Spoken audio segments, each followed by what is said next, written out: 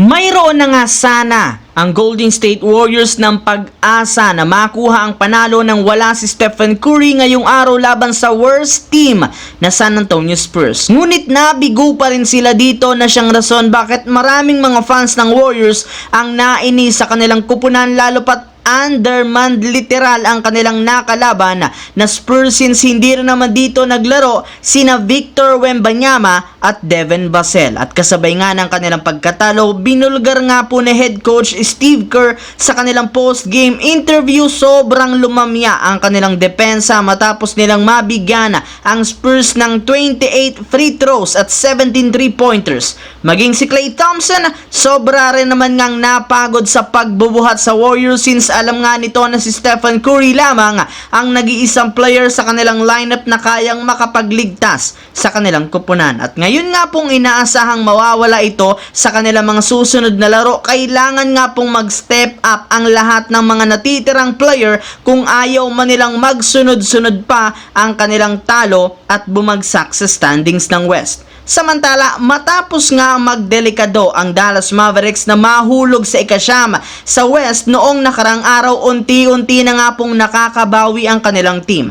Sa katunayan, pagkatapos nga po nilang manalo ngayong araw laban sa Detroit Pistons, meron na nga silang 36 wins, 28 losses bilang ikawalo. At nagawa nga nila yan salamat sa nagawang malahalimaw na performance ni Luka Doncic na meron na namang triple-double, 39 points, 10 rebounds, 10 assists. Kaya dahil nga sa nagawa nito, siya na nga ang kauna-unahang NBA player sa history na nakagawa ng 6 na magkakasunod na 30-point triple-double. And since nakagawa na naman si Doncic ng bagong record, nagsilabasa na naman ang kanyang mga haters kung saan may ilang mga nagsabi dito na record lamang nga daw ang habol ni Luka at hindi kampiyonato, since hindi rin naman gumagana ngayon ang kanilang tandem ni Kyrie Irving. Yes mga idol, kahit man 2 taon nang silang nagsasama, sobrang nahihirapan pa rin sila na makapasok sa playoffs, lalo pat kasalukuyan nga pong kalagayan ngayon ng Dallas, expected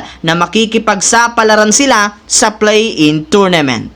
Samantala, kasunod nga po ng napakagandang performance ni D'Angelo Russell noong nakarang araw laban sa Milwaukee Bucks, matapang nga nitong sinabi sa media na hindi pa rin nga po niya nakakalimutan ang pagpapahiya sa kanya ng mga haters noong isama siya ng mga ito sa mga naibalitang player na ititrade na. Kaya isa nga ito sa mga naging rason bakit patuloy niyang pinapaganda ang kanyang performance sa pagtatala ng malalaking puntos at pagpapamalas ng magagandang performance. And speaking of Lakers, maliban nga sa pagkapanalo nila sa kanilang huling game, pumabor rin naman sa kanilang kupunan ang mga laro ngayong araw. At isa nga dyan ay ang pagkatalo ng ika-10 sa West na Golden State Warriors kontra sa San Antonio Spurs. Bukod nga po dyan, maganda rin naman ang naging epekto sa Lakers matapos matalo ang ika-6 na pwesto na Phoenix Suns sa Boston Celtics. At dahil dyan, umangat na nga ng isang game ang kanilang kalamangan sa Golden State Warriors at bumaba rin naman sa 2.5 games ang lamang ng Phoenix Suns. Ibig sabihin may pag-asa para naman ang Lakers na umabante sa West, maging si Spencer Dinwiddie nagpahiwatig na rin naman na kaya pa nilang umabot hanggang sa top 6 basta't maging competitive lamang ang kanilang team at maipanalo ang natitirang 17 games ngayong season upang sa ganoon makapasok agad sila sa playoffs at hindi na makipagsapalaran sa play-in tournament. So yun lamang mga idol ang ating bagong video. Once again, this is your J-Zone TV. Huwag kalimutang mag-like at syempre mag-subscribe. Pindutin ang notification bell sa akin channel para lagi kayo maging updated sa mga videos na pinapalabas ko. Isang malaking shoutout sa lahat mga idol. Thanks for watching.